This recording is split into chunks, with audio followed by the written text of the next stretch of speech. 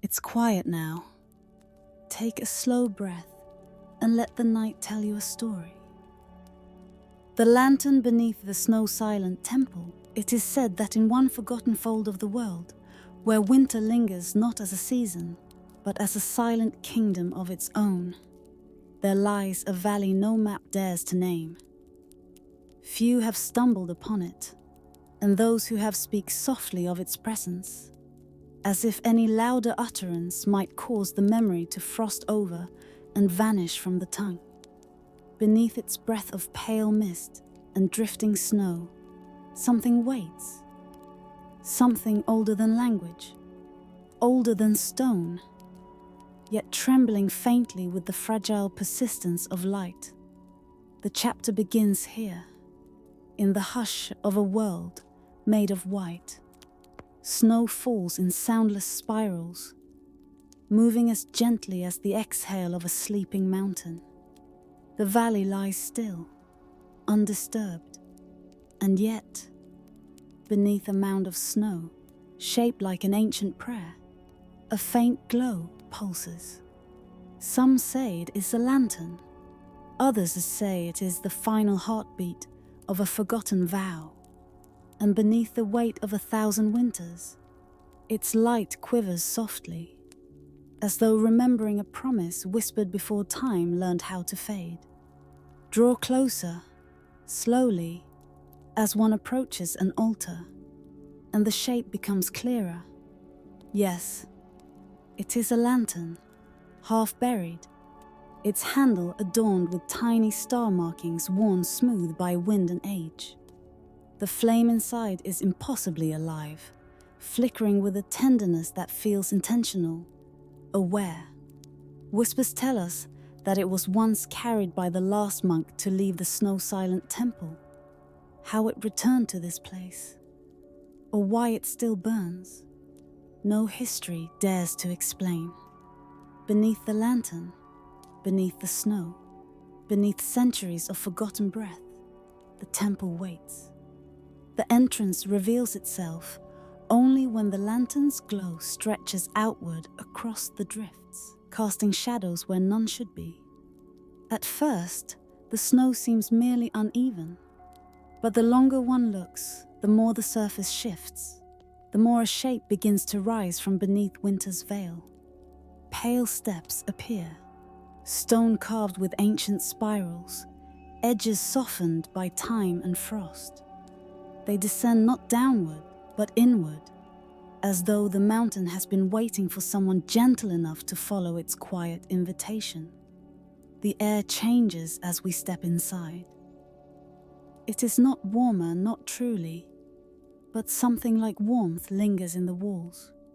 A subtle memory of candles that once lit these halls, of incense that once curled like sacred smoke through its corridors. The temple exhales faintly as we enter, as if recognizing the return of footsteps after a very long sleep. Here, silence is not emptiness. Silence is presence. Silence is memory. The hall opens into a vast chamber, its ceiling hidden in the shadows above, its stone columns rising like frozen breaths of giants. Symbols coil along the pillars, spirals, petals, constellations arranged in patterns that resist interpretation. They glow faintly beneath the lantern's trembling light, as though inked with a mineral that remembers starlight. When the flame moves, so do the symbols, shifting subtly, offering new meanings, withdrawing old ones. Some believe the monks chanted to these symbols each night, their breaths becoming a bridge between earth and sky. Others believe the symbols themselves once sang, shaping the dreams of pilgrims who slept beneath their faint radiance. In either telling, the monks of the snow-silent temple lived not in pursuit of knowledge, but in reverence of a single sacred question, one whispered by the moon on a night lost to all calendars. And at the heart of this ancient place, that question remains. We move deeper through the halls, the lantern guiding us like a memory that refuses to fade. Footsteps echo, though the temple has been abandoned for centuries. The sound seems unfamiliar, as though it belongs to those who once walked here, those who still echo through the stone like a lingering chord. Frost gathers gently along the walls, forming delicate feathered patterns that resemble script. They look like language, but dissolve into glittering dust when touched by breath. Somewhere in the distance, there is a sound, a faint hum, almost like a single note sung by a voice too old, too patient to require volume. It vibrates through the stone, a soft resonance that feels more like a heartbeat than a song. The monks believed the temple itself was alive, that the mountain listened to every chant, every prayer, every silence. And perhaps that low hum is its way of remembering. The lantern flickers once, as though urging us onward. Past the first chamber, the air grows denser, laced with the scent of something ancient and unidentifiable. Not incense, no, that would be too familiar. This is something colder, quieter, as if the essence of memory itself lingers in the air like a thin veil. The walls narrow, forming a passage barely wide enough to walk through. Here, the symbols shift again. Not spirals now, but small constellations carved with the precision of star mappers who understood the heavens in ways we no longer remember. Some patterns match known star fields, others do not. It is said the monks mapped not the visible sky, but the sky as it once was, or as it might one day become. The lantern light moves across these carvings, and the stars seem to shimmer, their shadows stretching and shrinking as if they breathe. Where memory fades, the stones remember. The passage opens into a second chamber, smaller but denser with meaning. Here, frost hangs from the ceiling in long, delicate tendrils, resembling white curtains. When touched by the lantern's glow, each tendril scatters soft reflections across the walls, making the entire chamber spark with quiet beauty. In the center stands an altar, simple stone, unadorned except for a single circular indent. Dust fills it now, but legends say the monks once placed a scroll there, the scroll that held the question whispered by the moon. Some claim the question revealed the origin of all breath. Others say it asked for the true name of silence. A few believe it described the moment the world first opened its eyes. No scholar has ever found the scroll. No historian can confirm its existence. And yet, the chamber hums with the weight of something withheld. It is not absence. It is presence waiting to be remembered. The lantern grows brighter, its flame stretching upward, as though sensing the ghost of a truth once held in this room. Shadows flicker along the walls, forming shapes that resemble robed figures, tall, still, serene. Not spirits, perhaps, but echoes of devotion. The monks' final breaths lingering in the corners. It is said the monks guarded the scroll but never dared read it. Not out of fear, but out of reverence. They believed some truths become untrue when spoken aloud. Some questions lose their sanctity when answered, and so they kept it safe. Until one winter, when the valley swallowed their temple, and the temple swallowed their footsteps, and silence christened the place anew. We move deeper still, though we feel no feet carrying us. The lantern guides us without judgment, its light shifting with every breath we take. Past the altar chamber lies a corridor so narrow that frost has formed solid white bridges across it. They crack delicately under the heat of the lantern, like thin glass sighing. Here, the walls bear carvings of petals, lotus, chrysanthemum, flowers of seasons that no longer bloom in this frozen world. Between them, tiny dots form constellations, but not like before. These constellations circle the petals, forming spirals within spirals, a cycle of becoming, a cycle of vanishing.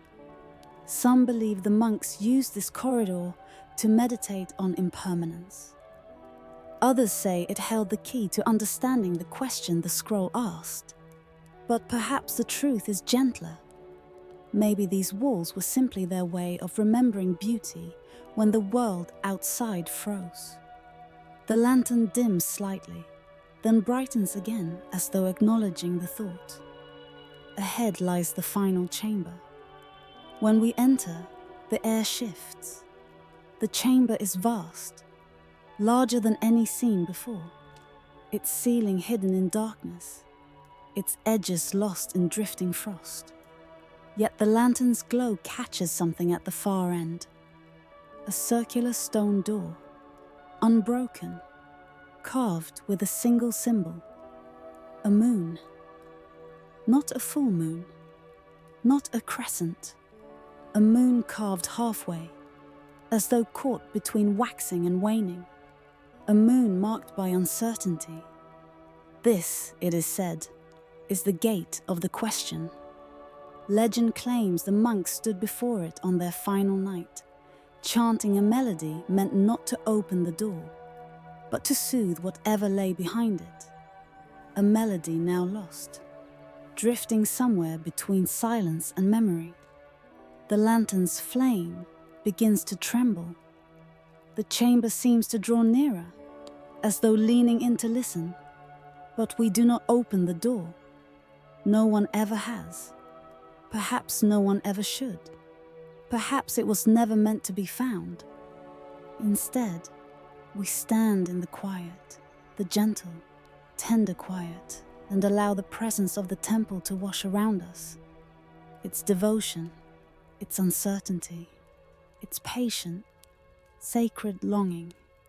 The lantern dims further, settling into a final soft glow. It is enough to guide us back through the halls, past the petals and stars, past the altar and the frost curtains, past the spiraling columns where the air still remembers chanting. At the threshold of the temple, the lantern flickers once more, softly, like a sigh. Snow drifts gently around us, closing the entrance behind a curtain of white breath. As we step back into the valley, the light within the lantern shivers, then fades. Perhaps into sleep, perhaps into memory, perhaps into something older than either. The snow-silent temple exhales a final whisper, and winter folds its hands around it once more. And in the hush that follows, one thought lingers.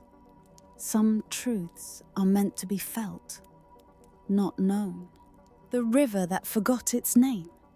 It is said that in the far reaches of an old land, where the horizon bends like a weary bow beneath dusk's soft weight, there lies a river that moves with the patience of ages. It winds through the dimming light like a silver thread, slipping from the loom of time itself, glimmering faintly, as though unsure whether it belongs to the waking world or to dreams. Those who wander close to its bank speak of a hush that falls over the earth, a hush so complete it feels as though even the wind forgets how to breathe. And yet, beneath that stillness, the river remembers, or so the whispers tell us. In forgotten corners of the earth, old stories linger long after footsteps fade, clinging like dew to the edges of memory. The river once bore a name, once carried it proudly, like a carved insignia drawn in water rather than stone. But names, like people, weathered beneath the slow turning of centuries.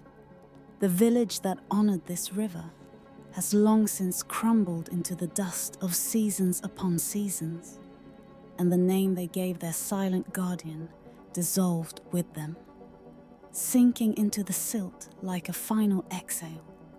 Tonight, we begin where the moon meets the water, where silver meets silver, where memory meets its own reflection. The reeds along the bank sway as if stirred by unseen hands, their slender bodies brushing together in soft murmurs. Some believe they whisper the remnants of stories once sung here, verses of gratitude, hymns of blessing, thin offerings of hope tossed like petals onto the current. And though no one remains to speak those words aloud, the river seems to cradle the sound of them, faint and trembling, as though the air itself still tries to recall the language of devotion. Beneath the silence, a pathway shimmers across the surface. The moon's trembling ribbon of light. It stretches from one bend of the river to the next, a delicate bridge for wandering thoughts. When the world is quiet and we allow ourselves to listen, not with the ears but with something softer, the water hums with memory. It holds its secrets close, but not out of malice, only out of the gentle instinct of a storyteller who has learned that some truths are best shared slowly, tenderly, like a lullaby carried on a cool night breeze. As we drift along its edge, we step softly into the current of its past. Some say the ancient village that once thrived here was a place of lantern-lit rituals, a place where dawn and dusk were considered sacred thresholds, where each sunrise was greeted with a bow and each sunset with a song. The river was their companion, their witness, their living scripture. Children were brought to its banks for blessings, and elders let their final breaths return to it like fallen leaves. It was here that seasons were measured not by the passing of time, but by the movements of water, its rise, its fall, its shimmering moods beneath different moons. But now, only echoes remain. A shard of pottery nudges against the bank, a curved piece painted in faded spirals, the color of old clay red. Once it might have held grain or incense or river herbs used to bless travelers. Now it is a solitary relic, a reminder that hands once shaped this vessel with purpose and care. It is said that if one holds such a fragment long enough, one might feel the faintest warmth of the palms that crafted it. Warmth carried across centuries by the river's patient flow. Further along, the reeds part to reveal a buried stone, etched so gently by time that the carvings resemble half-remembered dreams. A series of concentric circles marks its surface, perhaps a map, perhaps a prayer, perhaps simply an artist's quiet attempt to capture the ripple of water after a stone is thrown. The meaning, like the river's name, has softened into mystery. But the stone remains, rooted where the past left it, turning the quiet earth into a living archive. As we continue, the river widens into a long, slow curve. The sound of water deepens, shifting from a whisper to a soft, rhythmic murmur. In the distance, the silhouettes of ancient trees rise like guardians, trees whose roots may remember more than any book written by human hands. Their branches hang low, dipping into the water as though offering comfort. The moonlight gathers in their leaves, turning them to drifting shards of silver. And for a moment, it feels as though we are passing beneath an archway carved of living starlight. Here, the air thickens with a kind of sacred melancholy. Not sorrow, not joy, something gentler. Where memory fades, the world feels open again, open to imagination, to quiet wonder, and as we drift deeper along the current, we begin to sense the presence of rituals that once warmed this riverbank long after the sun had fallen. It is said that at twilight, villagers would gather here, forming a circle on the shore. They would light small bowls of oil and place them gently upon the water. Dozens of tiny flames drifting downstream like fireflies of devotion. Their light flickered across the water, painting gold over silver, guiding spirits, dreams, and hopes into the stillness of the night. Though the people are gone, the river seems to stir at the memory, as though the ghost of those flames still flickers. If we pause long enough, we can almost hear the faint echo of song, notes carried softly by water, like forgotten voices trying to find their way home. Not loud, not clear, just a murmur, a sigh, something that brushes against the edge of the consciousness and then slips away again, leaving the heart strangely fuller. We drift onward, the river narrowing as though guiding us into its hidden chambers. A bend appears, shadowed, hushed, veiled by overhanging branches that tremble in the night breeze. The water here is darker, reflecting only slivers of moonlight. This is where the past gathers most densely, like mist that refuses to lift. In this quiet place, the river reveals small treasures. A pebble polished into a perfect sphere, perhaps used once in a ritual of blessing. A piece of carved shell adorned with star markings, perhaps worn as a talisman. A length of woven fiber, delicate as breathe, perhaps once tied around a wrist in a ceremony of passage. None of these objects speak in clear sentences. They are fragments, soft as drifting sand. Yet together they form a gentle murmur of meaning. Some believe the village disappeared not through destruction, but through transformation. That over many generations, the people simply drifted away, following new paths, carrying their customs to distant places. Their bodies left, but their devotion remained like a soft imprint pressed into the water's memory. Others say the river itself called them back, gathering their spirits into its depths until name and people alike became part of the unseen flow. Whispers tell us that names once forgotten are never truly lost. They simply sleep. And so we travel further, letting the current lead, unhurried and unafraid. The water narrows again, becoming so quiet that even the gentle lap against the bank fades to nothing. It is here that the river feels most ancient, most aware, as though it senses our presence and weighs our hearts with its slow lunar rhythm. The moon is high now, silver and solemn.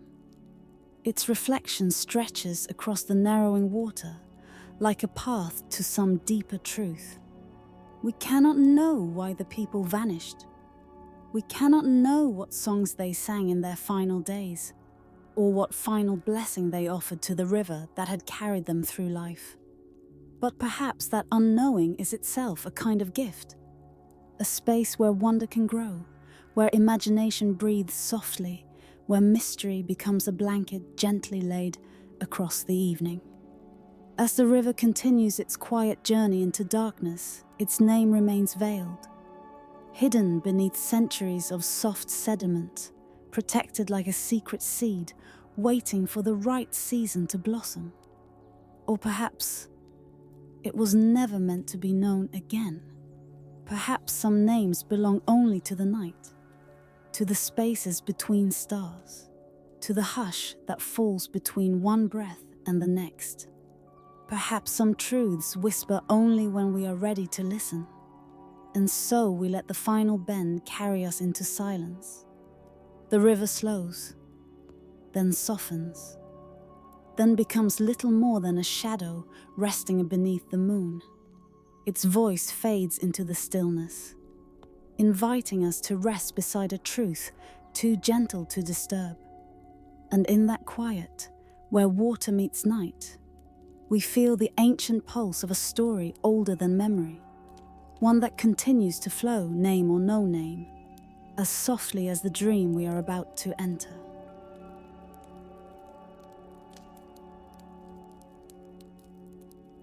The observatory, where stars fell asleep, it is said that on certain nights, when the desert holds its breath and the wind forgets its name, a pale silhouette rises from the plateau like a memory trying to return to the world. It stands alone, remote as a half-remembered dream, carved from stone so light it seems woven from moonrise itself. This is the old observatory, the one whispered about in fragments, in poems, in the quiet wonder of those who still look upward with ancient eyes. Some believe it was built to cradle the skies. Others say it was merely a shelter for those who wish to listen to the stars more closely than the rest of us dare. Tonight, under a canopy of darkness so wide it feels like a sea without shore, the observatory glows faintly, as if lit from within by the last sigh of a forgotten constellation. The domes are half collapsed, their edges frayed like crumbling parchment. Dust gathers in their curves, shimmering with a soft silver breath. Beneath this vault of night, the earth seems to pause, hovering between one heartbeat and the next, and for a long moment, the silence becomes a gentle invitation. Beneath the silence, something stirs. Perhaps it is only the wind slipping through broken arches. Perhaps it is the echo of footsteps made centuries ago. And yet, it feels like more, like something ancient shifting in its sleep. As we step closer, the pale stone catches starlight and folds it into itself, the way desert dunes hold the memory of daytime sun. The walls radiate a cool warmth, if such a paradox can be imagined, inviting, yet solemn. Every curve and edge seems shaped with devotion, as though the hands that sculpted them understood the sky not as a distant sea of lights, but as a living presence that required gentle care. Whispers tell us that long ago, sages came here carrying scrolls marked with spirals, crescent notations, and lines that arced like sleeping rivers. They climbed the plateau not for glory or renown, but because their hearts felt called by something wordless and bright. They believed the heavens breathed, and in that breath lay both knowledge and comfort. When the night grew deep, they gathered within these chambers and waited, listening to the slow pulse of the world above. Some say they mapped constellations now forgotten, shapes lost to the turning of ages, patterns that once stretched across the sky like the threads of a divine tapestry. But time is patient, and even stars have a way of drifting into secrets. Tonight, stepping through the observatory's broken threshold, it feels as though the dust itself remembers them. The first chamber opens like a soft exhale. The circular hall is etched with spirals, vast sweeping arcs that curl around the room like the slow turning of galaxies. Even faded as they are, they glow faintly beneath our touch. The stone is cool, but not cold. Smooth, but not lifeless. It holds something. A memory, perhaps. A whisper of those who trace these lines with steady hands, mapping skies that no longer shine in such configurations. Where memory fades, stone sometimes remembers instead. The air here carries a gentle weight, as though filled with particles of time rather than mere dust. When light touches them, They glitter like fragments of frozen astronomy, each mote a forgotten story drifting lazily in the quiet air. And in that shimmering haze, one can almost imagine the sages standing where we now stand. Heads lifted, eyes reflecting constellations we have never seen. They believed, in ways soft and serene, that stars could dream, not metaphorically, not as a poetic flourish, but truly, deeply. As one might say, a mountain dreams of weather, or an ocean dreams of storms. They thought that the stars drifted between wakefulness and slumber, and that in their drowsing moments they let fall certain signs. Soft descents of light, faint halos, glimmers just beyond the edge of human sight. These signs, they whispered, foretold slow and gentle changes in the world below. The shifting of tides, the quiet rise of new ideas, the long exhale of kingdoms, the subtle bending of fate. Standing in this hall now, with the air still and the dust drifting, the idea does not feel strange. It feels tender, intimate.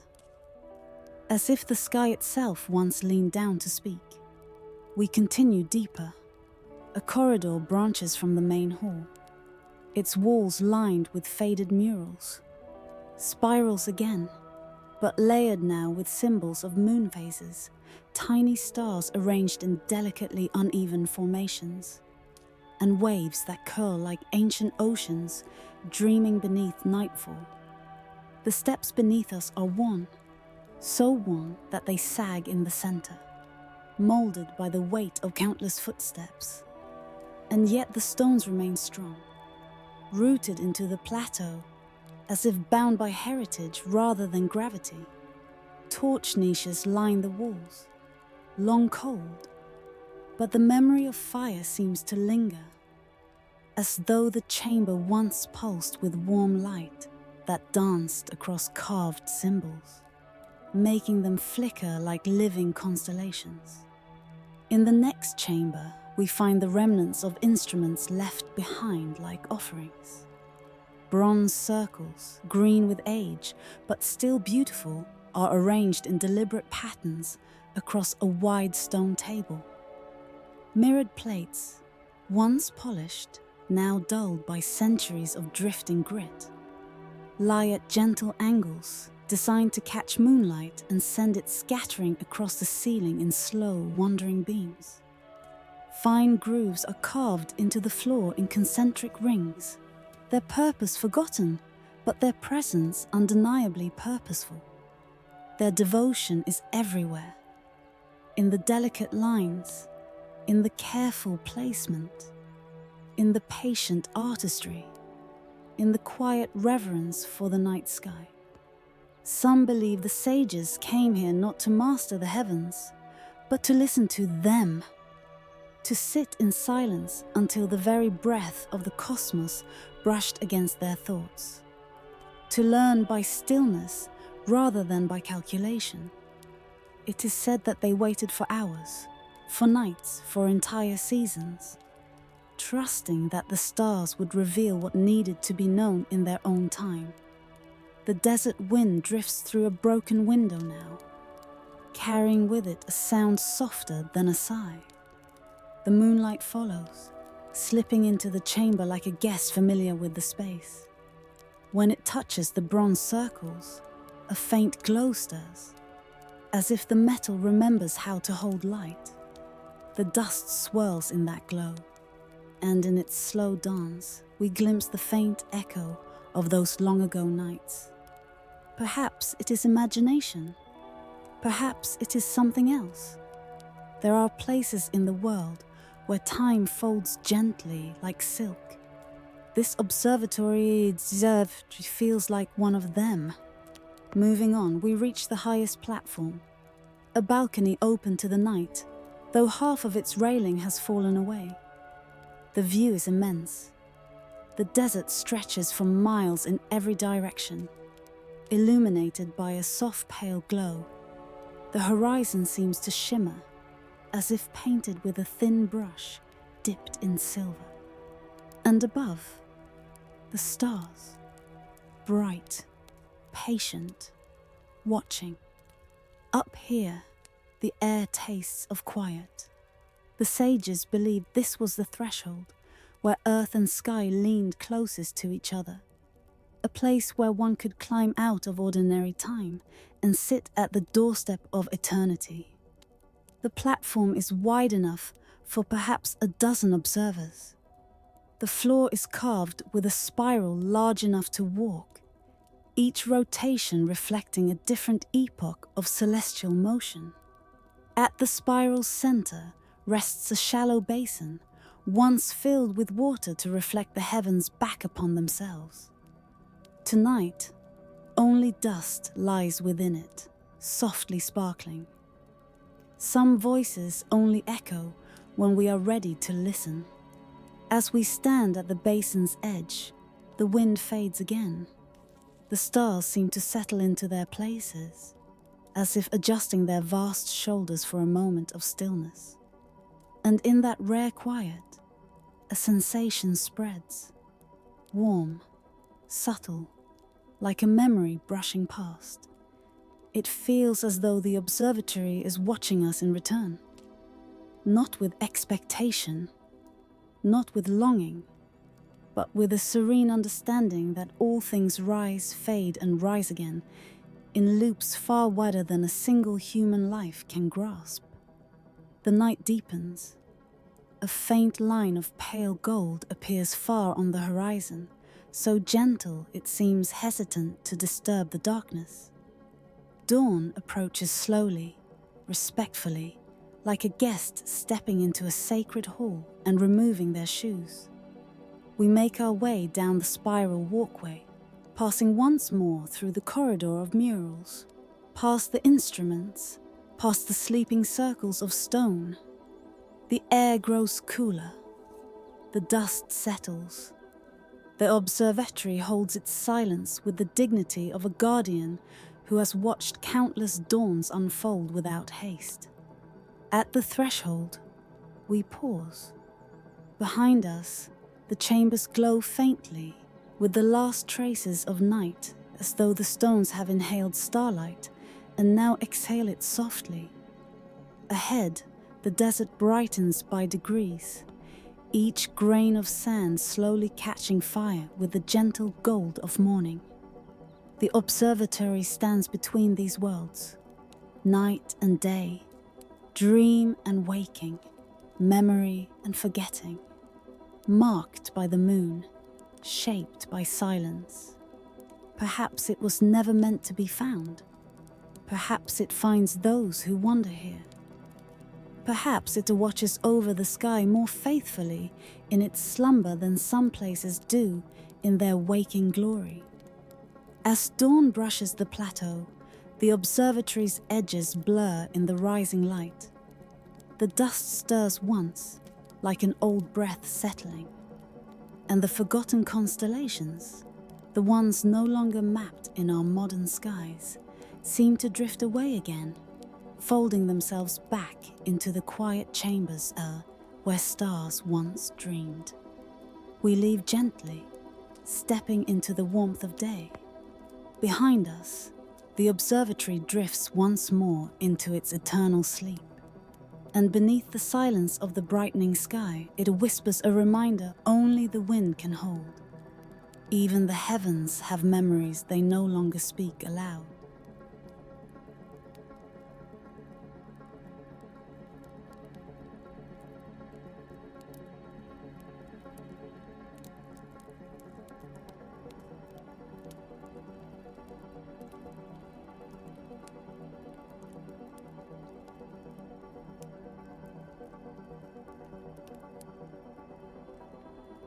The garden of the stones that remembered rain, it is said that far beyond the familiar roads of our world, past the dunes that drift like quiet tides and the mountains that dream beneath their own shadows, there lies a place where stones remember the rain, a place so old that even the wind moves softly through, through it, as though afraid to wake the memories sleeping beneath its dust.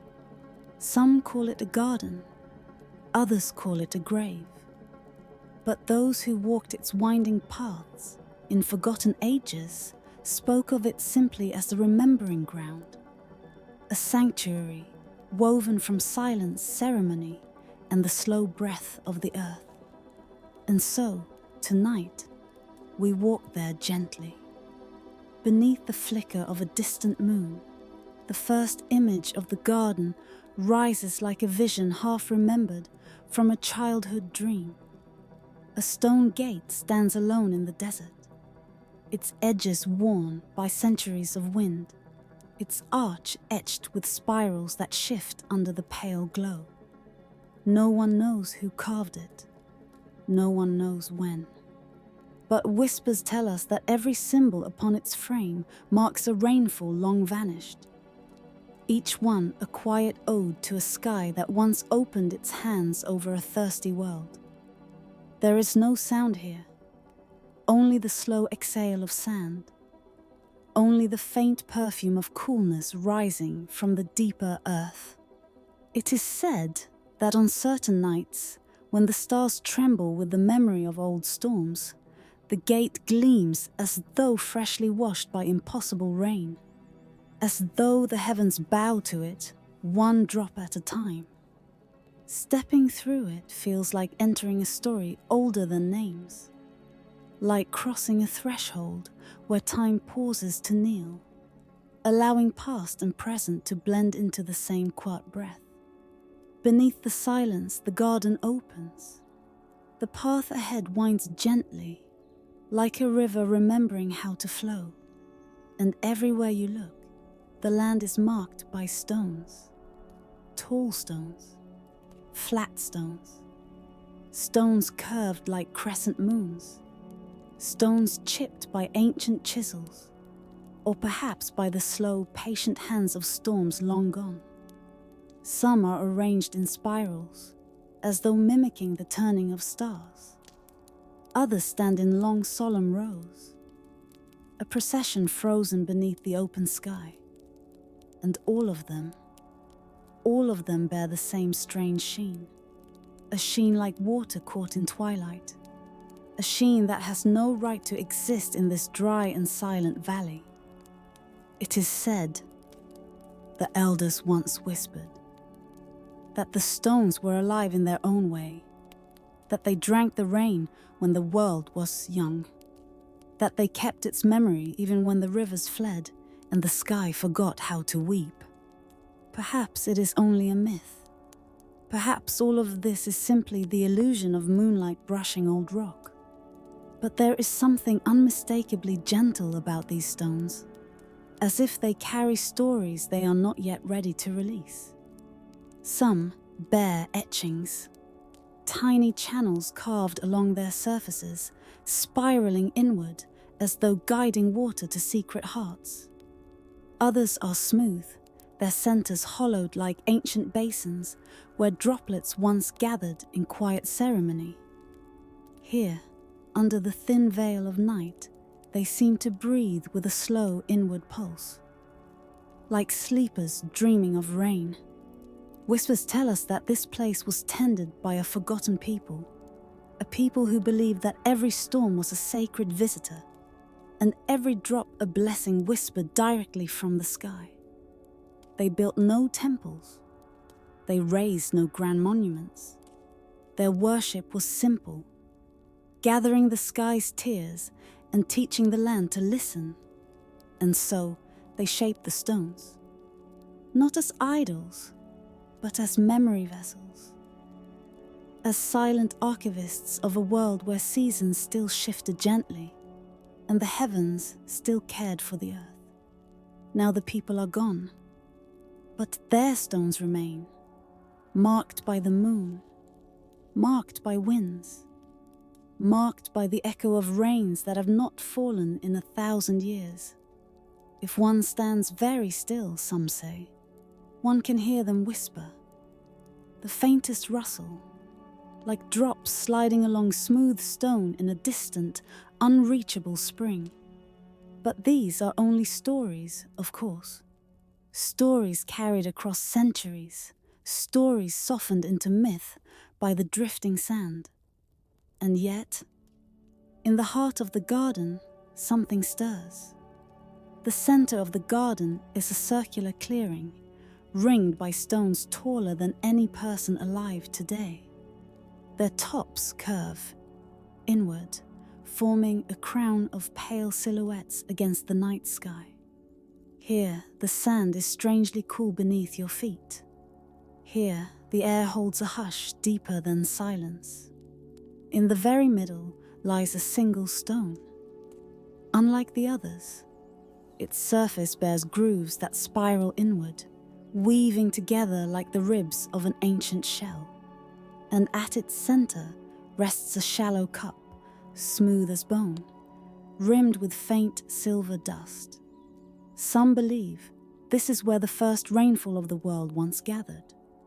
Others say it is where the last rainfall was caught before the land dried forever.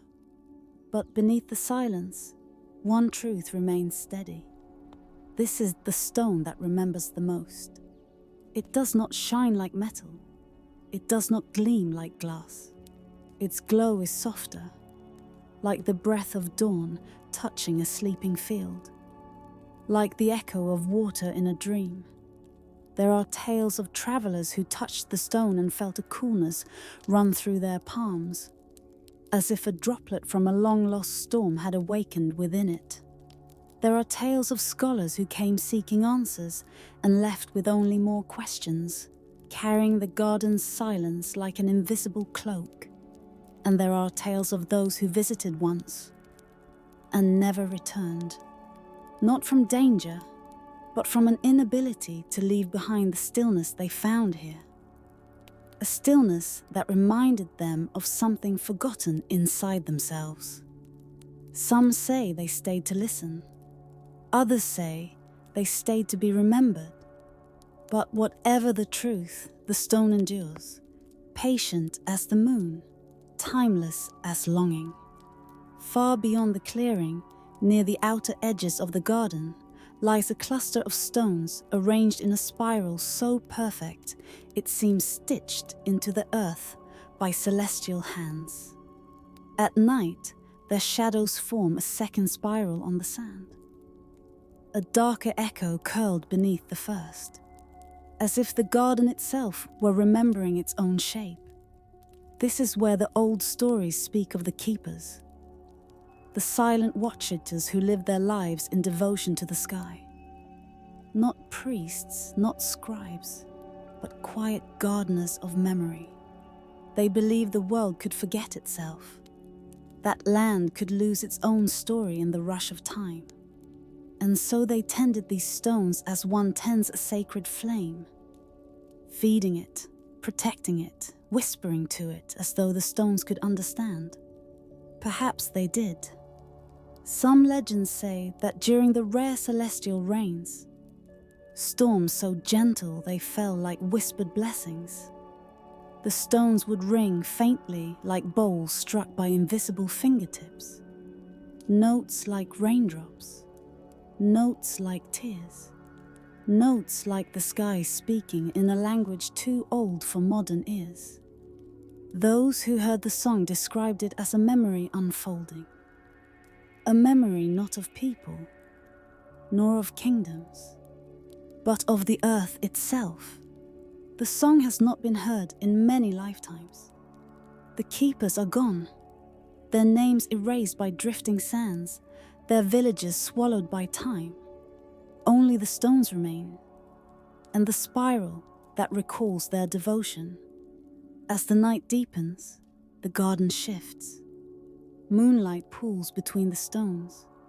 Shadows stretch like sleeping giants. You feel, perhaps, that if you could listen deeply enough, you might hear the garden breathe. You might feel the memory of rain brushing your fingertips. You might sense the echo of something sacred, something that once connected earth and sky with gentle threads of water and silence. But the truth is simple and soft and sad. The rain no longer visits this land, not for centuries, not for lifetimes. The sky has forgotten the path, the clouds have lost the story, and only the stones remain to remember what the heavens once gifted so freely. Some believe the garden waits, others say it weeps, and a few whisper that the memory of rain is not merely a tale of water, but a tale of connection, a bond between worlds now severed by time's quiet erosion. Yet the stones endure. Their surfaces hold the imprint of every storm that ever graced this desert. Their grooves hum with the faint echo of old droplets. Their shadows still form spirals when the moon tilts just right. Perhaps the garden survives not to witness rain again, but simply to remind the world that it was once blessed with abundance. That every dry land carries within it the faint pulse of forgotten rivers. Perhaps the stones do not remember rain itself, but the feeling of being touched. And so, as the night folds softly around the garden, you feel its silence settle deeper. Not heavy, but warm, like a blanket woven from forgotten stories. The stones stand patient beneath the stars. The wind breathes gently through their ancient forms. And somewhere within the earth, memory curls like a sleeping animal, unburdened by the urgency of time. Some say this garden was never meant to be found easily. Some say it reveals itself only to those who carry quiet questions in their hearts. Questions shaped like raindrops, like echoes, like spirals etched into stone. Perhaps that is true. Or perhaps the garden simply chooses its listeners. Either way, the night grows softer now. The sky leans lower, and the stones, touched by moonlight, glow with the faintest shimmer, as though remembering something delicate, something distant, something once beloved. Perhaps it was rain. Perhaps it was hope. Perhaps it was the gentle truth that even the driest places hold memories of tenderness.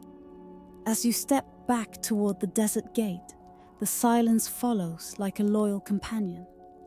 You feel no answers here, only openness, only wonder, only the sense that some stories do not end, but drift into sleep like slow-moving clouds.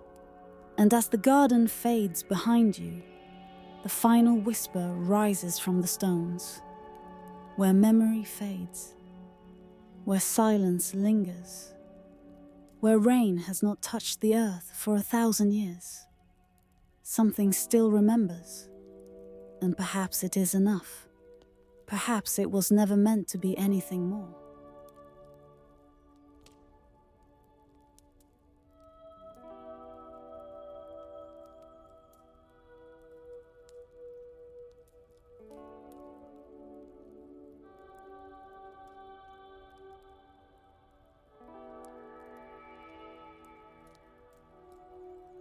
The scribe who wrote in moonlight, it is said that on the farthest fringe of an empire whose name has been mostly surrendered to wind and dust, there once lived a solitary scribe who wrote only when the world was silvered by the moon, not at dawn, nor at dusk, nor beneath the blaze of the sun, only in the hours when the earth exhaled softly and the sky unfolded itself like an ancient scroll of stars. We begin in silence, as all true mysteries do. A single candle stands unlit upon a low stone table. Beside it rests a small bowl of ink, black as the deepest riverbed, yet touched with the faint fragrance of crushed petals once harvested from forgotten gardens. The room is simple. Carved of clay and time, the walls bear gentle grooves where fingertips have long brushed, tracing memories that no language can fully contain. Beneath the silence, the air feels suspended, as though the night is holding its breath for us. Some believe the scribe's chamber was a place of devotion. Others whisper it was a sanctuary built for secrets too delicate to exist in daylight. For daylight, he wrote, had a certain arrogance, an eagerness to reveal, to expose, to name. But the moon, soft and patient, invited things to show themselves slowly, only when they were ready, only when they felt safe. And so he waited for her. Every night, every season, every shifting tide of empire and history. When the moon finally rose, pale and calm, he would lift a scroll of handcrafted parchment and hold it at an angle until its surface shimmered gently, revealing faint fibers that gleamed like threads of frozen breath. Then, with ink that carried both flour and soot, he began to write. Whispers tell us that his characters were not so much symbols as they were movements. Strokes curved like fragments of tide, lines flowing like slow river currents beneath winter ice. Each mark carried the hush of something ancient, something veiled, something marked by the moon. The scribe believed truth was not loud. Truth was not absolute. Truth did not rise like sunlit proclamation. Truth arrived in quiet fragments, the way starlight arrives long after the star itself has vanished. And so he wrote with the patience of someone listening to the heartbeat of eternity. Where memory fades, his scrolls endure.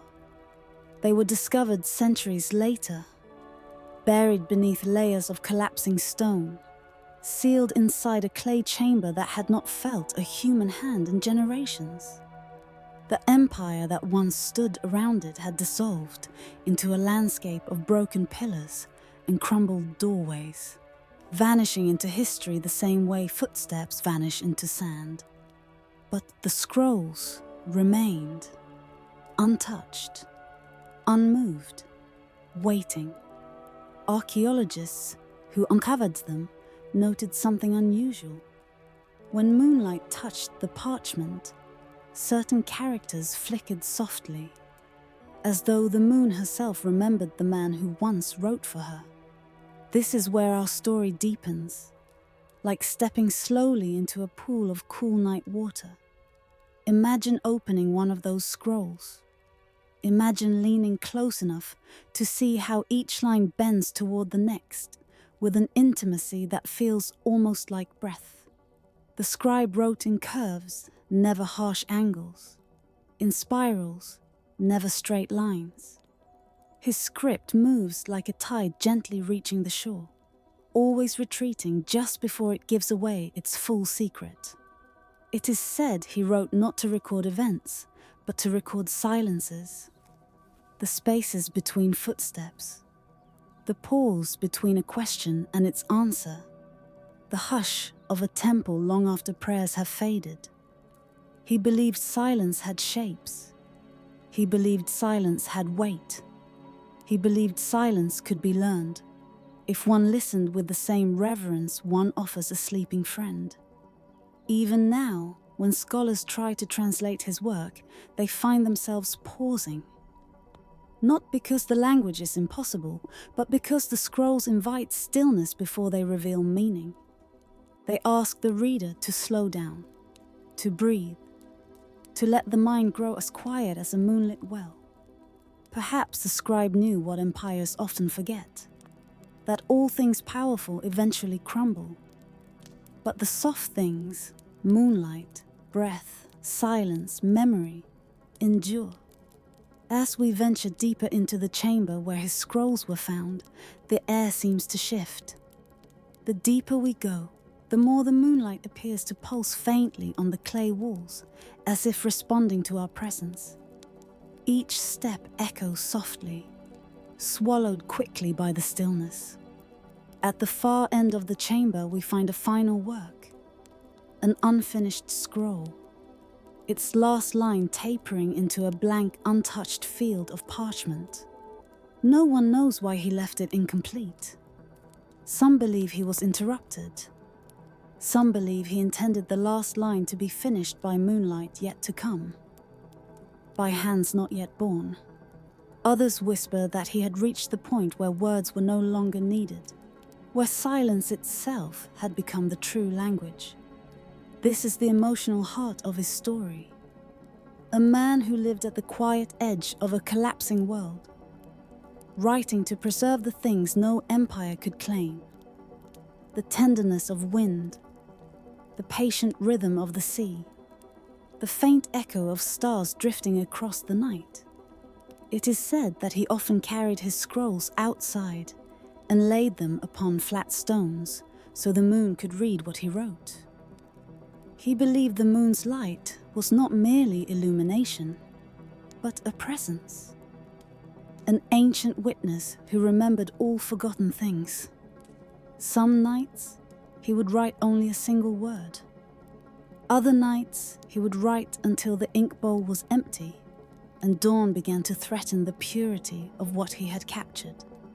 The villagers of that era, long gone now, told their children that if one walked past his dwelling, they might see faint lunar glow drifting between the cracks of his shutters.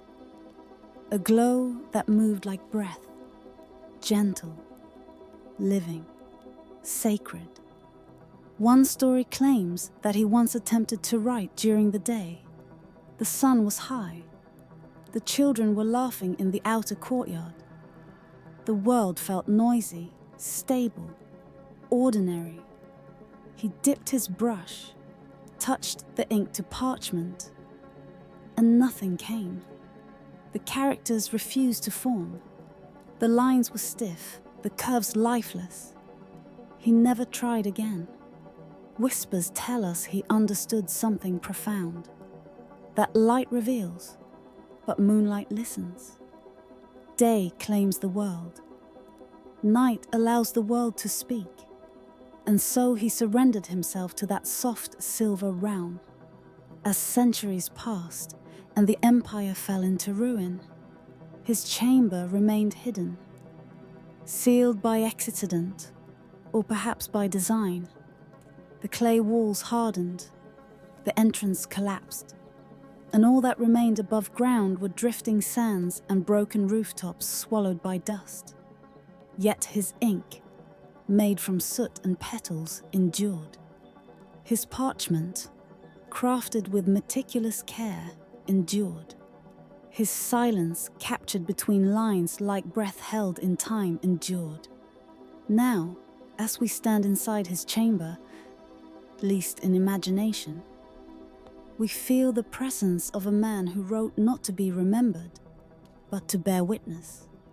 A man who believed that truth is not a fact, but a fragrance. Not an answer, but a feeling. Not a proclamation, but a listening. Where memory fades, his scrolls continue to murmur. They speak of tides that rise not to swallow, but to whisper. They speak of winds that carry messages too gentle for spoken tongues. They speak of revelations so soft they can only be understood by closing one's eyes. They speak of a world that still exists if we know how to look. Perhaps this is why his writing remains luminous under moonlight. Perhaps the moon remembers him as the one who listened without demanding. Perhaps we too are meant to listen. And so the chapter returns to where it began. The candle, unlit. The ink bowl, fragrant and dark. The untouched brush, resting across polished stone. Moonlight drifts through a narrow opening in the clay ceiling, falling like a blessing upon the unfinished scroll. The final line stretches onward, curving gracefully toward the blank expanse. Not ending, but dissolving into possibility. Some voices only echo when we are ready to hear them. Some truths only emerge when darkness becomes gentle enough to hold them. Some stories refuse to close their own pages, leaving the last stroke suspended like the breath before sleep. And so we leave the chamber slowly, quietly. We do not close the scroll. We do not light the candle. We do not alter the stillness. We simply step backward into night, allowing the moon to finish her reading. Perhaps it was never meant to be completed. Perhaps the final line was always a question addressed to the sky.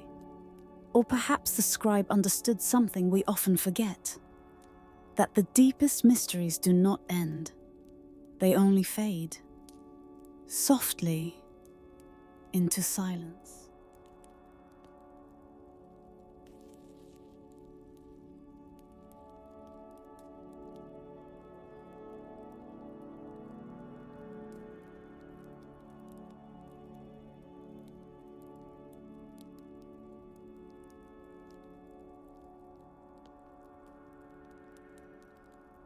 The library hidden behind the sandstorm gate.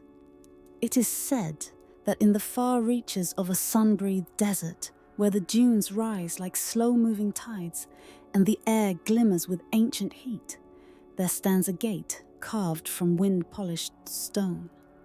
Most who wander these lands never see it. It appears only when the night winds gather their courage, lifting thin veils of drifting sand from the earth, like curtains drawn aside for a quiet revelation. For a moment, sometimes only the length of a single breath, the gate of the sandstorm reveals itself in the silver-blue glow of a moon marked by time. Some believe the gate was not crafted by ants at all, but by centuries of desert breath shaping the rock into a perfect archway. Others whisper that it was carved deliberately, long before any of the kingdoms we now remember, by a sect of wanderers who left no trace except this doorway and the mysteries that wait beyond it. Beneath the silence, beneath the swirling dust, beneath the veils of forgetting, it stands, a threshold carved not merely into stone, but into the memory of the land. On certain nights, when the desert sleeps lightly and the stars lean closer to hear the earth's stories, the sand around the gate begins to rise. It swirls in spirals, shimmering like stardust fallen into motion, and a faint roar gathers, soft as an ancient sigh. Whispers tell us that this is the desert remembering itself, a centuries-old breath stirring, awakening the gate for those who happen to pass nearby. Those few who are willing to listen to the quiet, trembling pulse of forgotten worlds. Tonight, as the chapter begins, we find ourselves standing before that elusive arch. Wind curls around us, carrying grains of sand that glimmer like tiny celestial embers. The dunes shift in slow waves on every side, each ridge a pale monument of clay-red shadow and sandstone light. Above, the moon hovers in a halo of thin cloud, marked by a faint spiral shape that desert travelers have long taken as an omen. A sign that the hidden gate is ready to be found. For a moment, nothing moves. And then the wind deepens. Sand rises in a quiet storm. Not harsh or violent, but ceremonial, an unveiling. The gate's carvings appear, spirals reminiscent of ocean currents, star-marked sigils arranged like constellations, hollowed grooves worn smooth by centuries of wandering fingertips. It is a doorway built for more than passage. It is a threshold into memory. We step forward. The air changes immediately. Behind the gate lies a cavernous stillness, as if we have crossed into the hollowed lungs of the earth. The sandstorm's roar becomes muffled, pressed into gentle echoes that tremble along the walls. Golden hour moonlight filters through cracks in the stone ceiling, settling in soft pools across the floor. Each light beam seems to hold its own quiet breath, illuminating dust motes that drift like ancient spirits. From here, a narrow ramp descends. The stone beneath our feet is cool, unexpected, in a desert that remembers every heat. The scent changes too. It is no longer the dry metallic aroma of wind and sand, but something deeper, earthier. The smell of palm fibers long aged, of dust that has traveled not merely across dunes but across centuries. Whispers tell us that the wanderers built their library far below ground, believing that knowledge should be protected not from the sky or the storms but from forgetfulness itself. Where memory fades, they wrote on the stones near the entrance, "Let silence guard what remains." We follow the ramp downward, each step slower than the one before, as though our movements must adjust to an older rhythm. A ritual pace.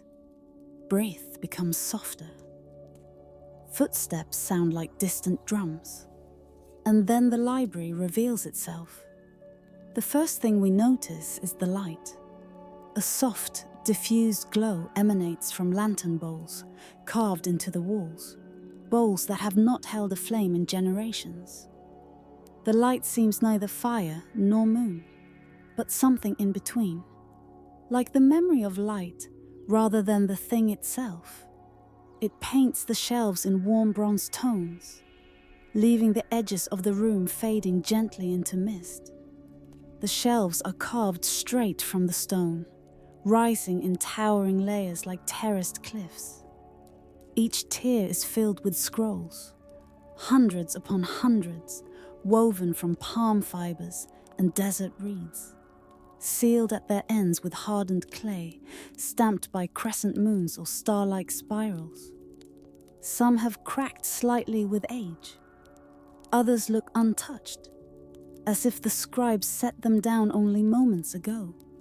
The air is cool, almost oceanic.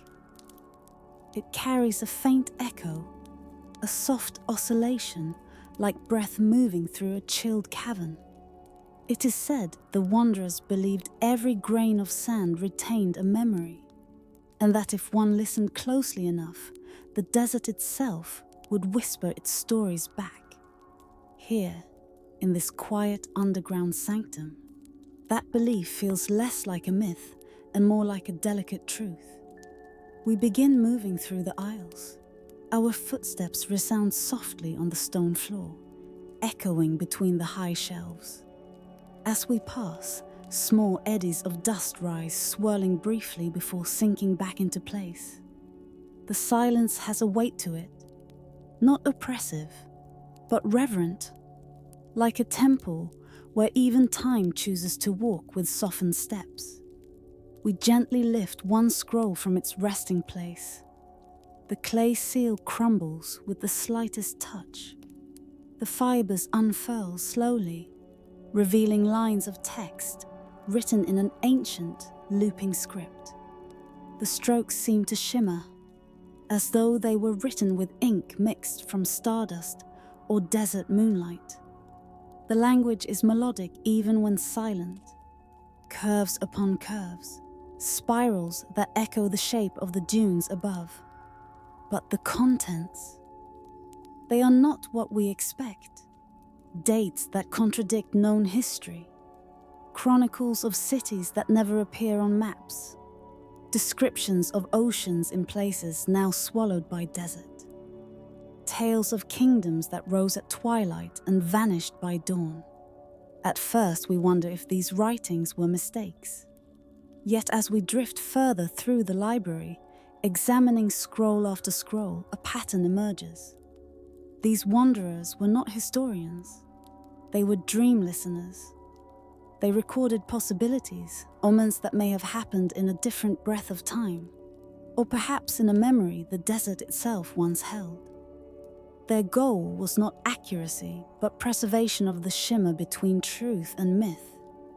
They believe that the world is larger than what remains, and that every forgotten corner, every erased city, leaves behind a faint echo waiting to be written.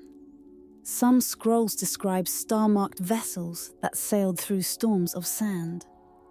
Others speak of subterranean orchards where wind-borne seeds took root in darkness. A few contain diagrams of celestial gates, swirling spirals believed to connect distant deserts across unseen pathways. Many speak of libraries not unlike this one, scattered across forgotten regions of the earth, veiled by time and shifting landscapes. We pause before one particularly fragile scroll, its clay seal still intact. The imprint is shaped like a spiral shell, oceanic, though no sea has touched this region for thousands of years. Inside, the text describes a civilization that carved their stories onto wind itself, releasing them across the dunes with ceremonial breaths. When storms rose, it was said the wind carried their memories outward, scattering them like seeds. As we read observatories, the lantern light flickers, almost as if responding to the rhythm of the tale. This is not mere history.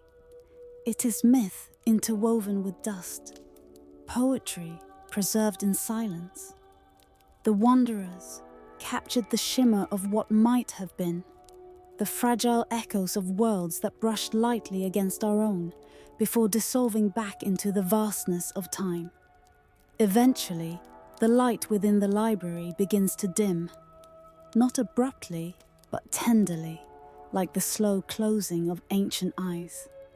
The mist in the distant corridors thickens, cloaking the far shelves in grey-blue veils. A soft vibration trembles through the floor, faint but unmistakable. The sandstorm has returned. We move toward the entrance.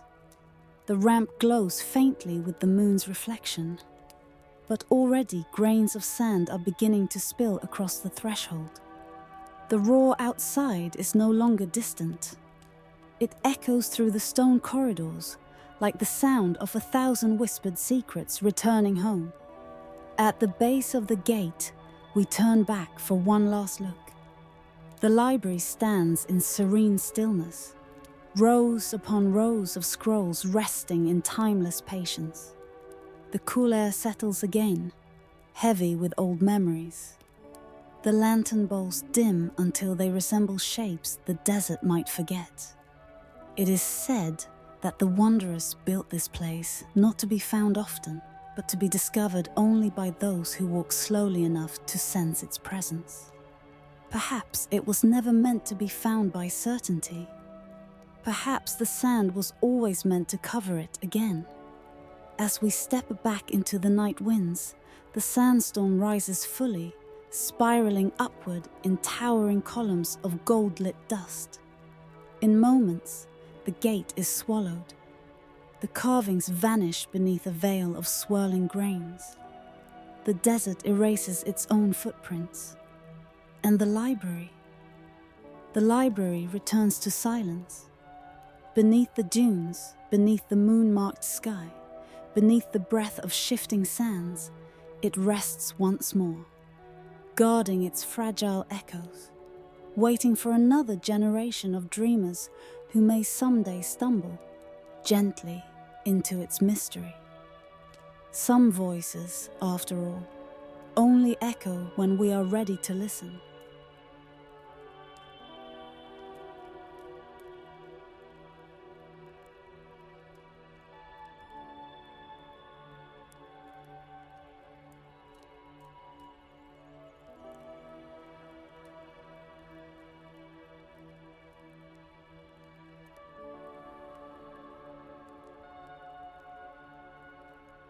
The island that appeared only at twilight.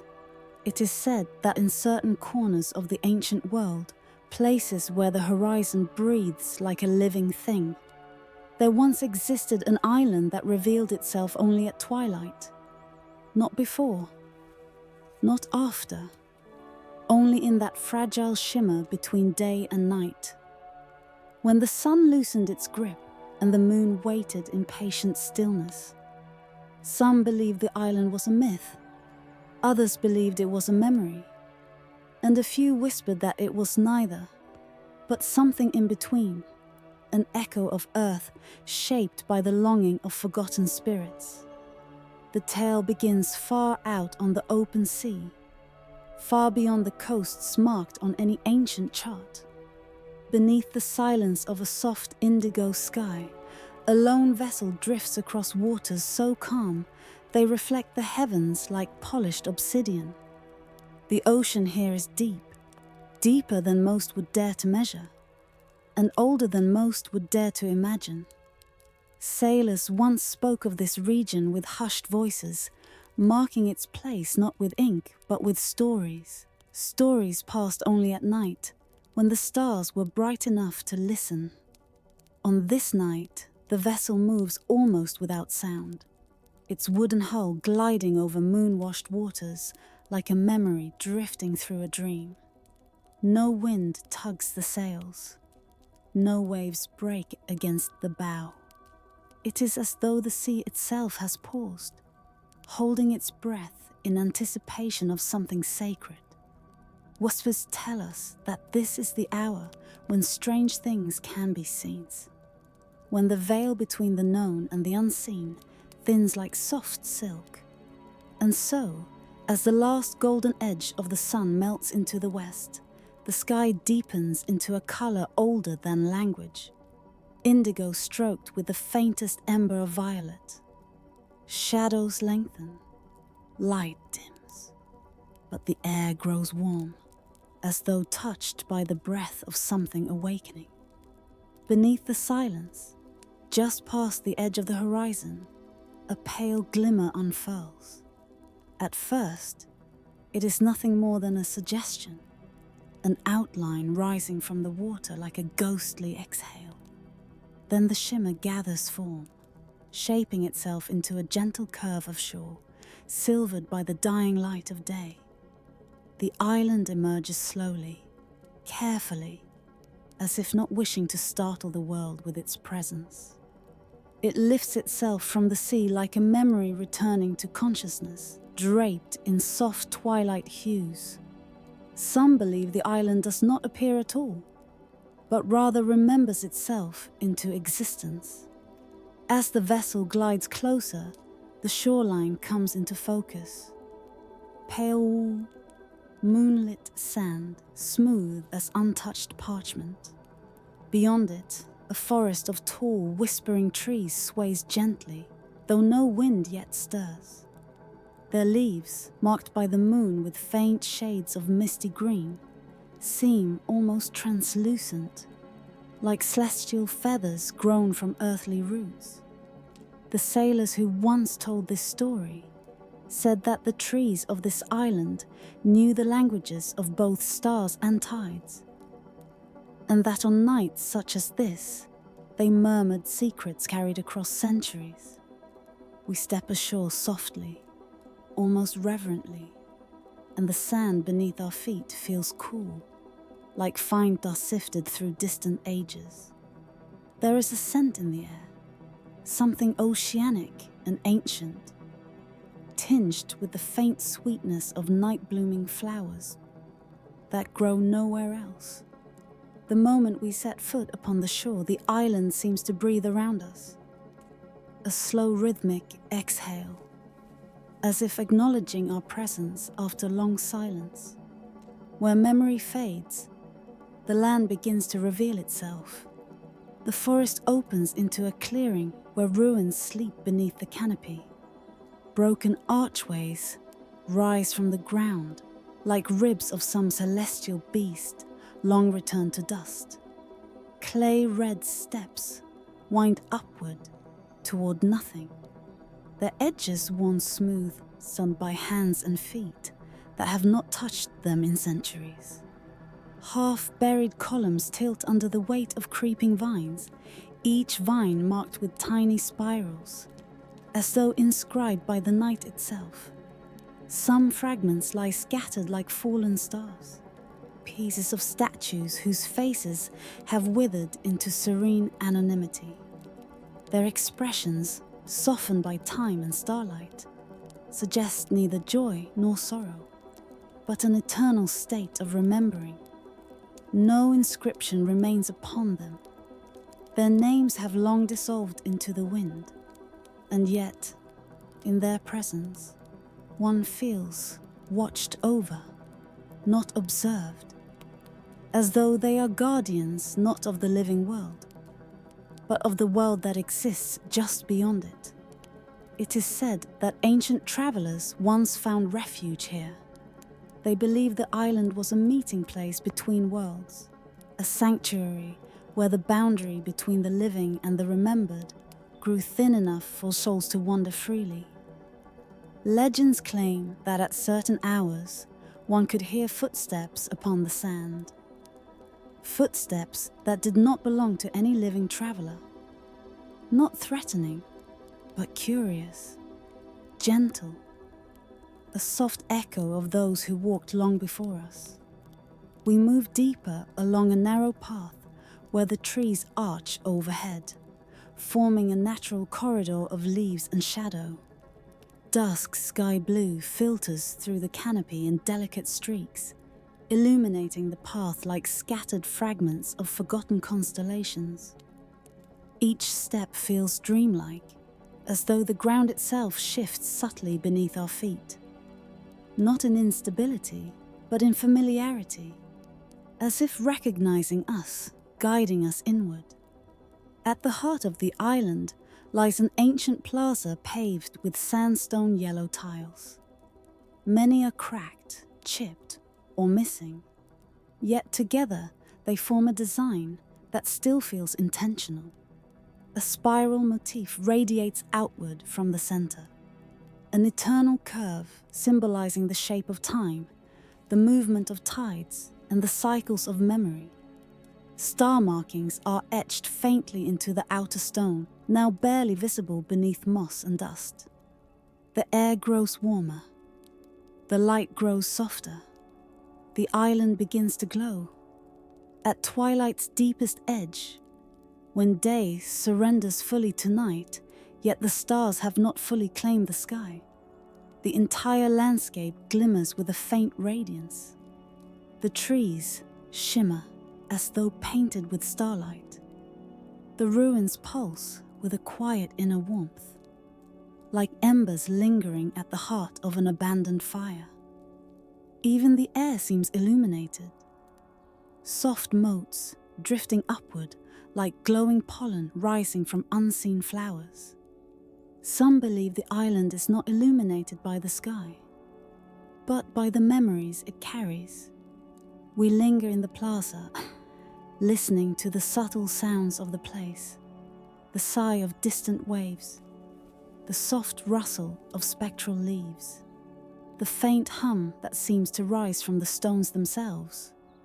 It is a hum of presence, of stories long untold, of voices speaking in a language too gentle for waking minds.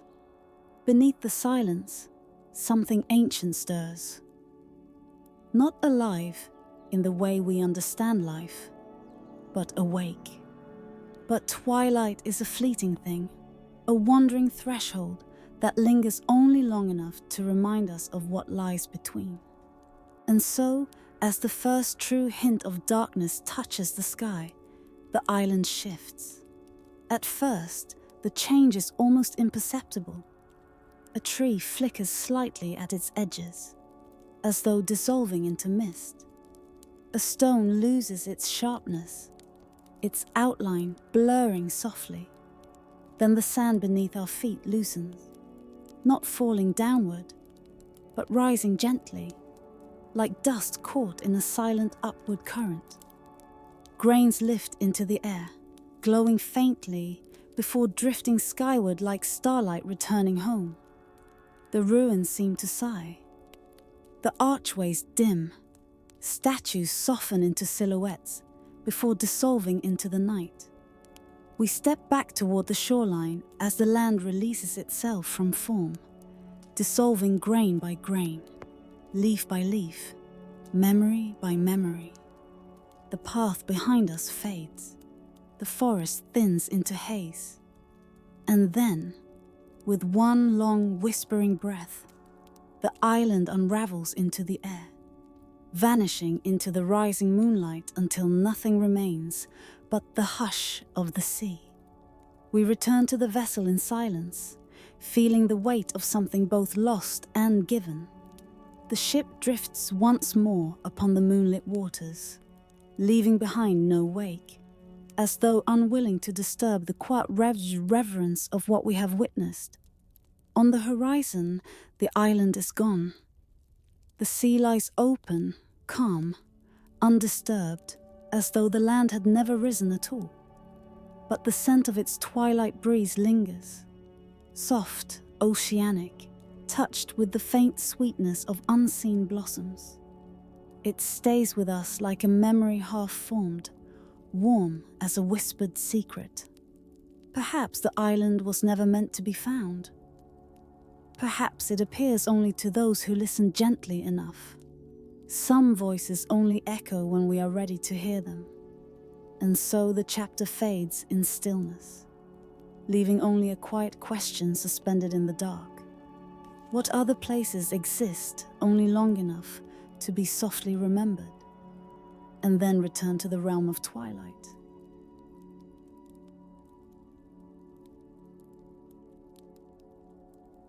The oracle of the vanished choir, it is said that in a valley where the morning mist gathers like a living veil, there lies a place where time no longer behaves as time should. Some speak of it in half-formed memories, others in fragments of forgotten songs. Beneath a sky the color of pale silver, where dawn hesitates before touching the earth, an ancient stone dais rests at the center of an amphitheater, carved directly into the bones of the hillside. Few travelers ever find this place. Fewer still remain long enough to listen, for the valley carries a hush so complete, so gently woven into the landscape, that even the wind seems uncertain of its role. It pauses at the threshold, as though unwilling to disturb whatever sacred presence lingers here. The amphitheater curves inward like a cupped hand, gathering echoes, gathering shadows, gathering all the breaths that history has forgotten how to hold. The air tastes faintly of rain and riverstone, though no river has flowed here in ages. Whispers tell us that long ago, long before kingdoms rose and eroded, long before cartographers attempted to define the wild edges of the world, a choir of seers stood upon that central dais. They were known only as the choir, never by any individual name, as though identity itself dissolved in the presence of their purpose. Some believe they were born not from families, but from omens, children of comet light and thunder-quiet nights. Others claim they came from distant coasts, where the tides hummed strange harmonies and marked their foreheads with the pale dust of moonlit shores. Whatever their origin, all agree on one thing.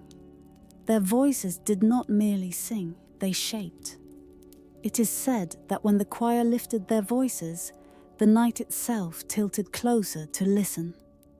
Their harmonies rose like spirals of incense smoke, soft, deliberate, shimmering with meaning.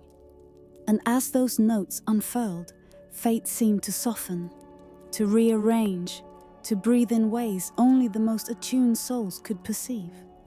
Travelers spoke of paths changing beneath their feet, of troubles lifted from their shoulders before they even knew they carried them. Crops turned lush, storms gentled, long-forgotten memories floated back like lanterns, drifting home across a dusk-blue sea. But the choir's gift was quiet, subtle, never forced. Perhaps that is why, when they vanished, the world did not shatter. There was no war, no scorch of conflict, no unraveling of empire tied to their departure. No scrolls record a final song, no witnesses mention the moment the amphitheater fell silent.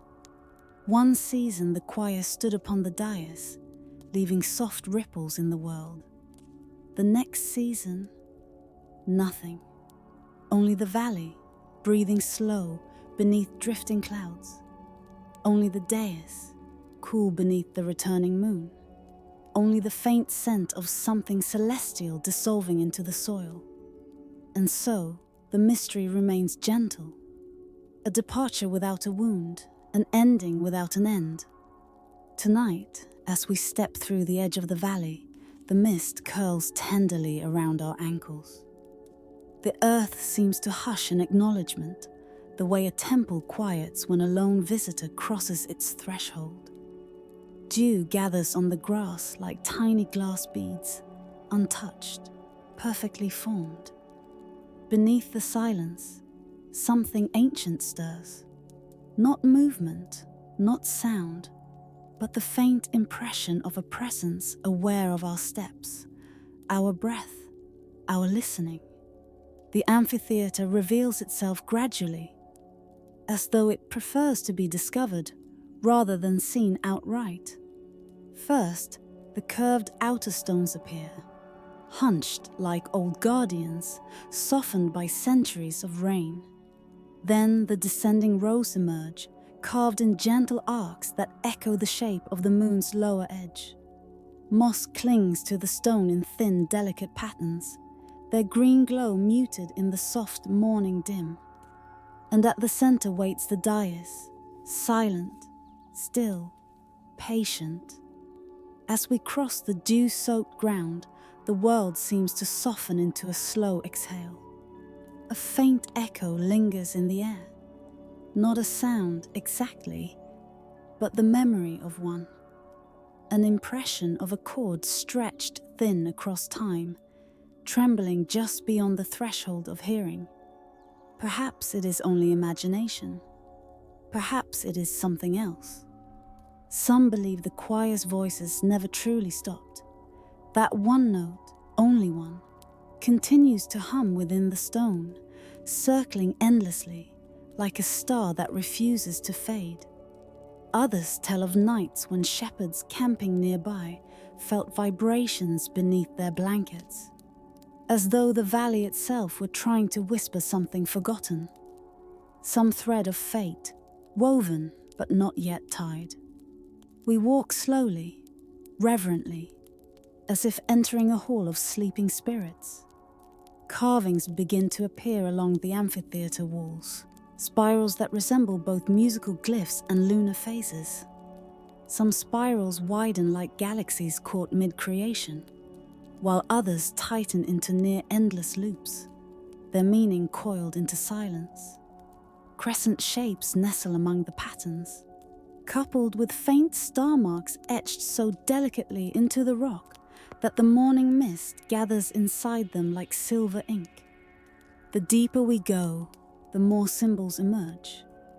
Here, a wave motif, perhaps an echo of distant oceans. There, the suggestion of breath carved into stone, a series of parallel lines that seem to rise and fall with a rhythm long forgotten. And hidden among them, almost invisible, unless the light strikes at the perfect angle, are faint scorch marks. Too slight, too gentle to speak of fire. Not burn marks exactly, more like shadows left behind by a flame without heat. A light that once brushed the stone without consuming it. Historians have attempted to explain these traces. Volcanic gases, alchemical residue, ceremonial torches. Yet none of their theories linger comfortably. The marks are too symmetrical, too purposeful, almost like the ghost of a melody etched into the stone's surface. Beneath the silence, the valley seems to breathe with us. We step onto the dais. The stone is cold, but not lifeless. A subtle vibration hums beneath our feet, faint as the memory of a lullaby. If we close our eyes, and perhaps we should, there is the slightest sensation of something rising, like the exhale of a note that has waited 1,000 seasons to be heard again. Not a voice, not a message, but an echo of presence. It is said that the choir stood in concentric circles, each singer aligned to a particular star or a phase of the moon.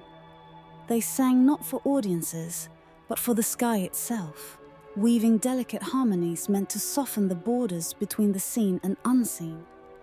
Their songs were never written down. They were believed to be too alive to be trapped. Some say the melodies folded themselves into the air like migrating birds, returning to the valley only when the world grew quiet enough to remember them. Standing here, the quiet feels almost sentient. The dawn inches higher, but light falls slowly in this valley, as though it too hesitates before crossing into the amphitheater. The mist sways around the dais, curling in spirals that mimic the carvings underfoot. For a moment, perhaps imagined, perhaps not, the mist seems to respond to something below the surface, gathering in soft currents that rise toward the center. We breathe. The valley breathes, and beneath that shared breath lies a silence that feels full rather than empty. Perhaps the choir did not vanish. Perhaps they simply shifted into a realm where voice becomes light, and light becomes a kind of memory the stones alone can hold. Some believe the choir's final act was not disappearance, but completion. That once their last note folded perfectly into the world, there was nothing left for them to tether themselves to. Their purpose had been fulfilled, like a candle extinguished not by force, but by the simple act of dawn arriving. Others suggest that the choir still exists, but not in ways we would recognize. That they linger in the soft places, between moss and stone, between breath and twilight, waiting to be heard by those who know how to listen. As we stand upon the dais, the last trace of that faint vibration settles into stillness. The mist begins to drift outward again, releasing its slow embrace. The amphitheater returns to its soft hush, its stones resuming their ancient vigil. The valley, patient as ever, folds its silence around us like a cloak. Perhaps the choir never meant to be found again. Perhaps their secrets were meant to shimmer only at the edge of awareness, like starlight glimpsed through eyelids just before sleep. And here, in this quiet place where memory fades into dream, their oracle hums on, gentle, veiled, waiting. Some voices only echo when we are ready to listen. And tonight, we listen.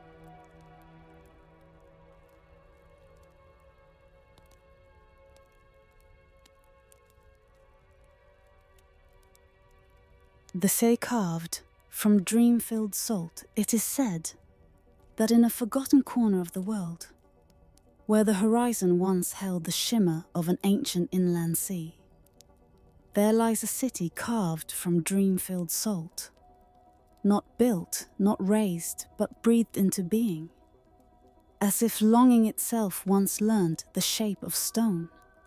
Some believe the sea evaporated slowly over centuries, vanishing into the thirsty air until nothing remained but a vast plain of pale dust. Others say it disappeared in a single night, swallowed by a celestial omen none could name.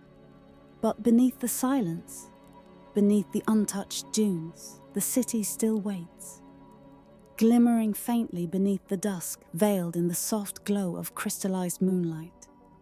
And so our chapter begins here, at the edge of that vanished ocean, where the air still tastes faintly of salt and stories. The evening opens gently, as if the world itself moves with slow ceremonial breath. A soft dusk sky stretches overhead, colored with the muted blue of fading day and the first quiet suggestions of the starlight.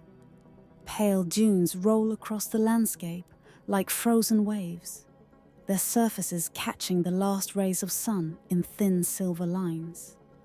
The air is still, yet feels expectant, as though listening for footsteps that have not passed this way in ages.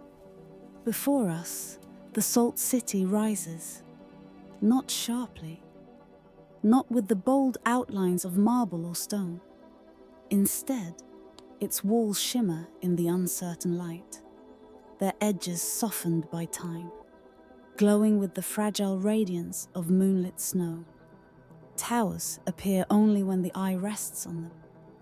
Arches reveal themselves only when the breath slows. It is a city that does not demand attention. It invites it gently, patiently, like a memory drifting upward from the depths of sleep.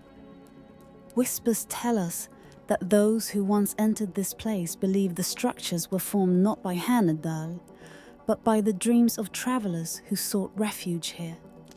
That each corridor, each alcove, each carved surface was touched by longing, and that every longing left behind a crystalline trace, like frost shaped into architecture.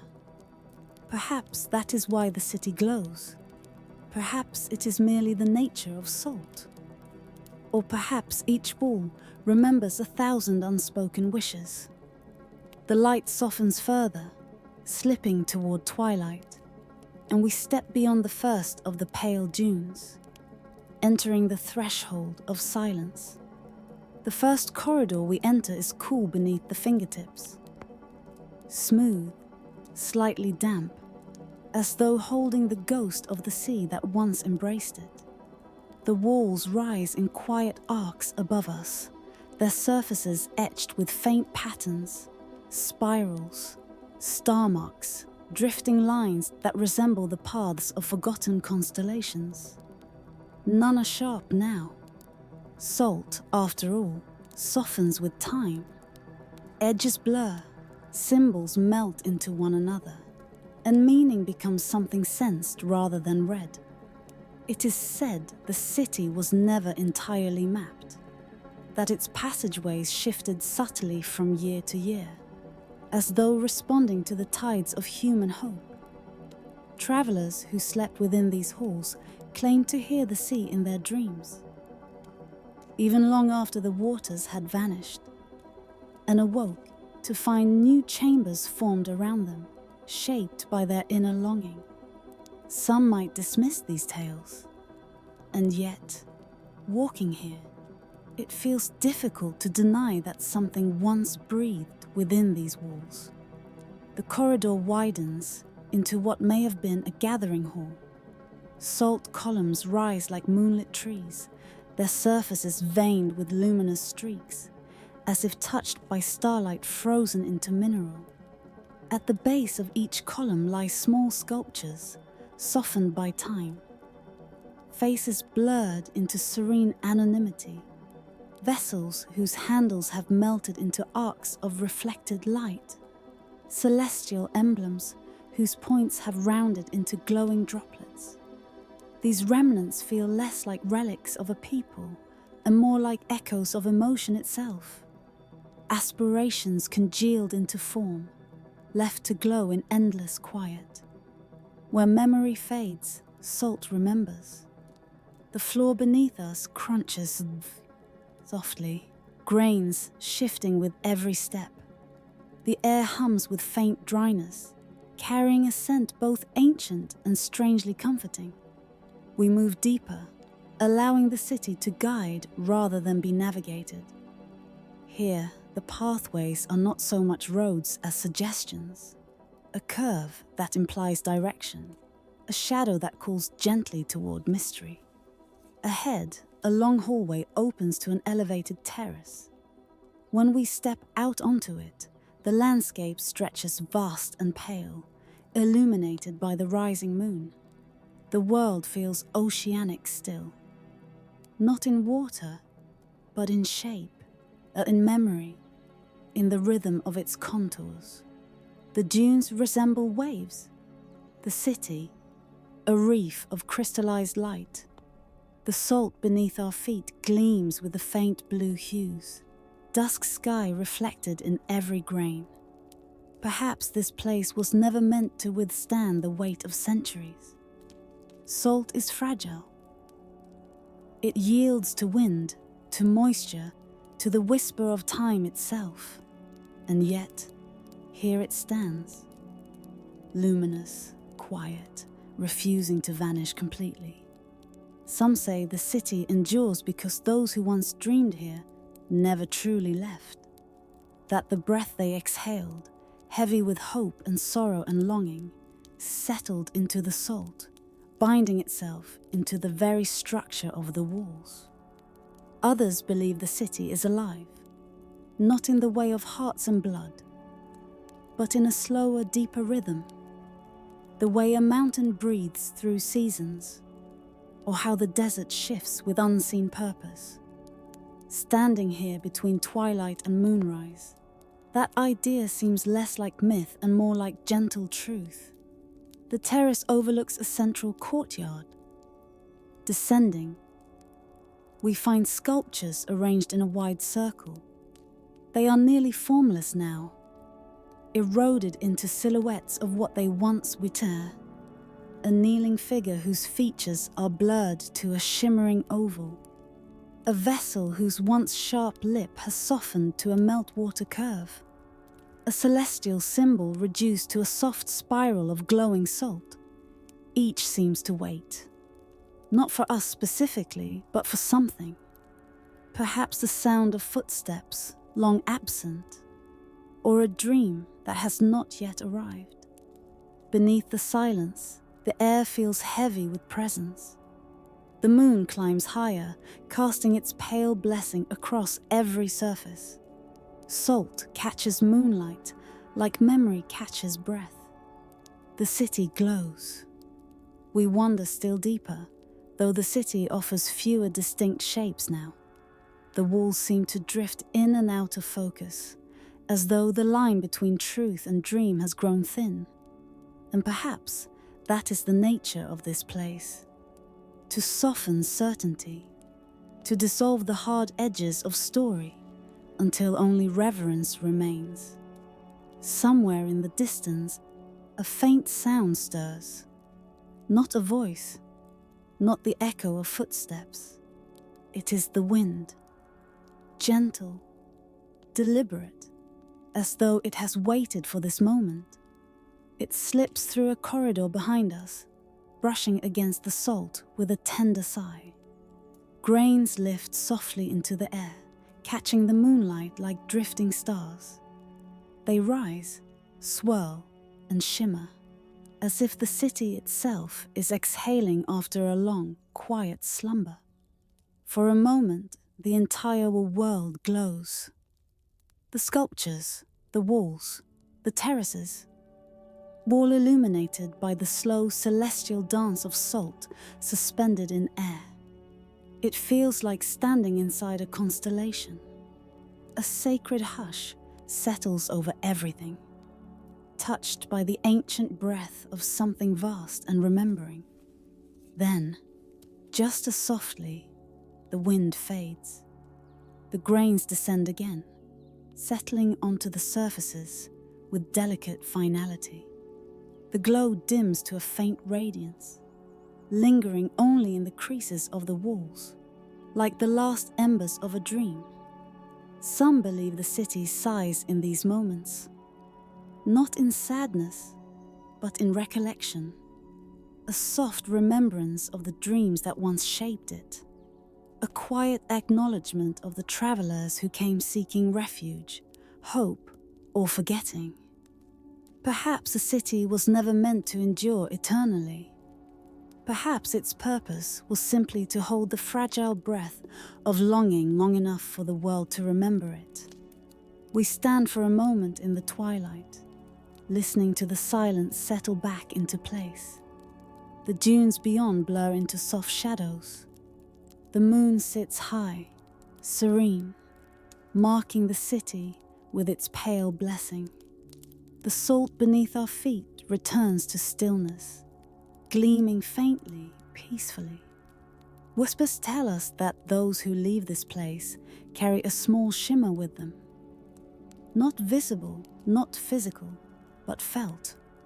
a reminder that even the most fragile things can hold memory, that even a grain of salt can carry the weight of a dream. And as we turn away, letting the city recede behind the dunes, it remains glowing in the distance, quiet as breath, ancient as longing.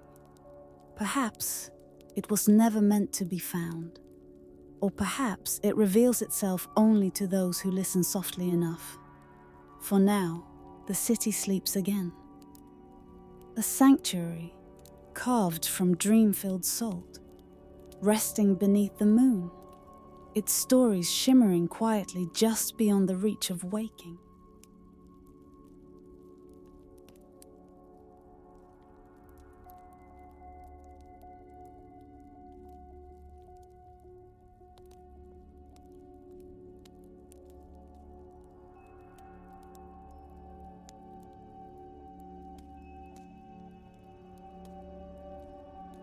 The compass that pointed toward memory. It is said that some objects do not simply survive time, they carry it. And in the far corner of a silent room, where dust moved like drifting constellations and light fell in gentle blue fragments, there lay a wooden chest whose hinges sighed when touched. No one remembered who locked it last. No one recalled the final journey of the explorer who once guarded it as one guards a heartbeat. But the chest waited, wrapped in a hush older than memory itself. Inside, upon a cloth of faded indigo, its color softened by the breath of decades, rested a compass unlike any other. Its glass face, scratched and clouded in places, still held a subtle gleam, as though a single star had been caught beneath the surface. And there, beneath the filmy circle of light, its needle trembled with a quiet, impossible certainty. It did not point north. It did not follow the logic of maps or the commands of iron and stone. Whispers tell us it pointed towards something far more elusive, toward memory. Some believe the explorer discovered it on a night when the moon, marked by silver storms, hung low over a forgotten archipelago. Others say it was found buried in the pocket of an abandoned cloak, left near an altar carved with spirals that resembled the unfolding of time. Whatever the truth, the journals that accompanied the compass, ink faded, pages delicate, offered only fragments, riddles, glimpses, phrases written as though the explorer had been guided less by land and more by a pulse beneath the world. The entries spoke of mountains, forests, shimmering plains, but always, always, they returned to one refrain. The compass does not show where I am. It shows what the world remembers. And so the story begins, with a needle quivering toward the unseen. It is said that the explorer's first step followed a path of fractured stone, a trail winding through a range of weather-worn cliffs. As the compass needle leaned toward the west, a pale hush fell over the rocks, as though the wind refused to disturb what lay there. Beneath the silence, something stirred. Some places hold memories longer than people do, and along those cliffs, the stones took on a faint glow, soft, sorrowful, like the last embers of an extinguished fire. Whispers tell us the explorer felt a heaviness, not painful but profound, as though standing at the threshold of a forgotten farewell. No figures remained, no relics, no script carved into the rock. And yet the cliffs carried a sensation of something once spoken. Words that had dissolved into dust, but whose shape lingered. The compass needle shook gently, not out of confusion, but recognition, as if sorrow itself left an afterglow. And in that glow, the explorer walked on. Where memory fades, forests often remember. When the explorer descended into the valley below, the air thickened with the scent of moss and ancient rain. Trees rose tall as cathedrals, their branches knitted in a canopy that filtered the sunlight into warm, gold-dusted shafts. Shadows moved slowly, like drifting echoes. Some believe the forest murmured that day. Its leaves rustled not with wind but with recollection, a remembrance of promises once made beneath its boughs. Perhaps lovers had carved initials into the bark, or wanderers had sworn oaths that time would later unravel. Perhaps families had passed beneath these branches, carrying stories of their own. Whatever the reason, as the explorer stepped deeper, the forest responded with a gentle resonance. The needle of the compass quivered, leaning toward a place unseen yet felt. Here, the journals say, the explorer wrote, a forest is made not only of trees, but of every word spoken beneath them. And as the path curved deeper still, one could almost hear the promise of something, soft, warm, fragile, woven into the roots. If sorrow glows and promises murmur, then joy shimmered across the plains where the explorer next traveled. At dawn, the light stretched long and thin over fields that bent gently in the breeze. Dew clung to every blade of grass, catching the sun in tiny halos. The earth here seemed to breathe, rising and falling with a quiet rhythm that soothed the pulse. Whispers tell us that rivers crossing these plains rippled as though warmed by old laughter. The echo of celebrations long faded into the horizon. There were no ruins to mark the spot, no scattered pottery or shards of bone. And yet joy lingered, barely visible, like a veil of gold resting on the air. The compass needle pointed steadily forward, almost eager. It is said the explorer paused near a shallow bend in the river, placing a hand against the water. What they felt was not temperature but tone, a melodic warmth, a memory of days when the world rejoiced simply in being alive. Perhaps joy leaves the gentlest footprints, but the ones that last the longest. And so, led not by map but resonance, the explorer continued. Far beyond the plains lay a valley carved deep into the earth, its floor shadowed by sheer cliffs, rising like the pages of a closed book. When the explorer entered, the air grew still, as if sound itself had grown cautious. Here, stones did not glow, leaves did not murmur, rivers did not shimmer. Instead, echoes lived. The faintest breath or footstep returned as a soft reply, not immediate, but delayed, as though traveling through layers of older, deeper memories before finding its way back. Some believe the valley was shaped by a cataclysm long forgotten. Others suggest it was forged by centuries of ritual, where voices were offered deliberately to the wind. The explorer wrote only one line about this place. Time answers here, but only in whispers. The compass needle flicked lightly back and forth, unsure, as though memory here was not tied to a single moment, but to the long river of time itself. No one knows how long the explorer stayed. The journal skips several pages. The ink changes color. Perhaps days passed, perhaps months. But eventually, the compass steadied and the journey continued. Somewhere beyond the valley, where the land lifted once more into the arms of the mountains, the explorer found a ridge strewn with stone fragments that sparkled faintly in the night. Marked by the moon, this place held the remnants of what some call an altar, others a map, others still a celestial doorway.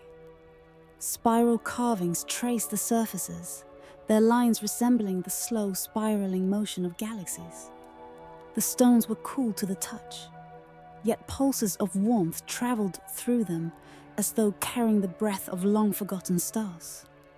It is said the needle pointed upward, not to a place, but to a feeling. Memory here was not human, not earthly. It was cosmic. The memory of starlight drifting across ages, of meteors carving paths through the night sky, of the universe remembering its own birth.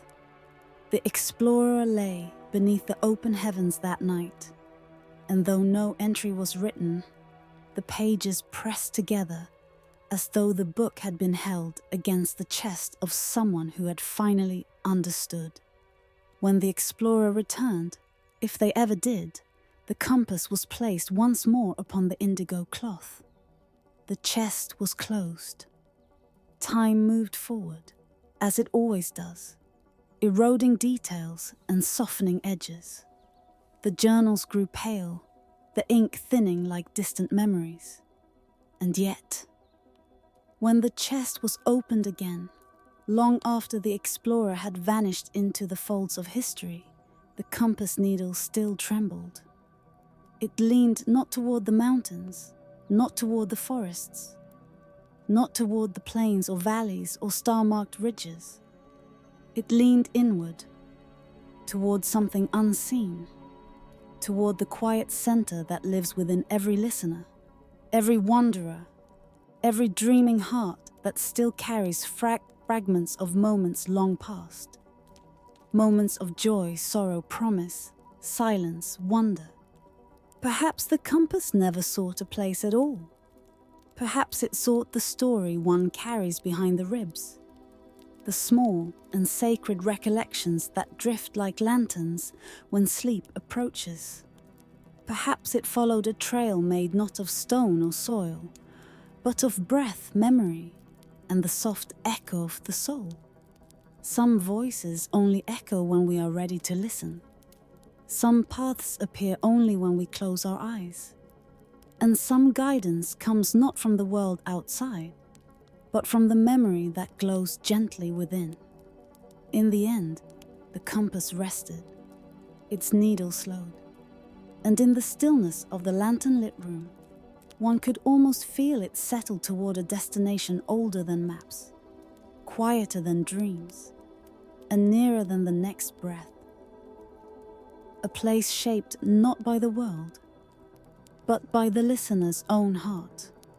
Perhaps it was never meant to be found. Perhaps it was always meant to guide. And perhaps, in this moment of drifting twilight, as sleep draws near, the compass turns one last time and pointing softly, faithfully toward a memory.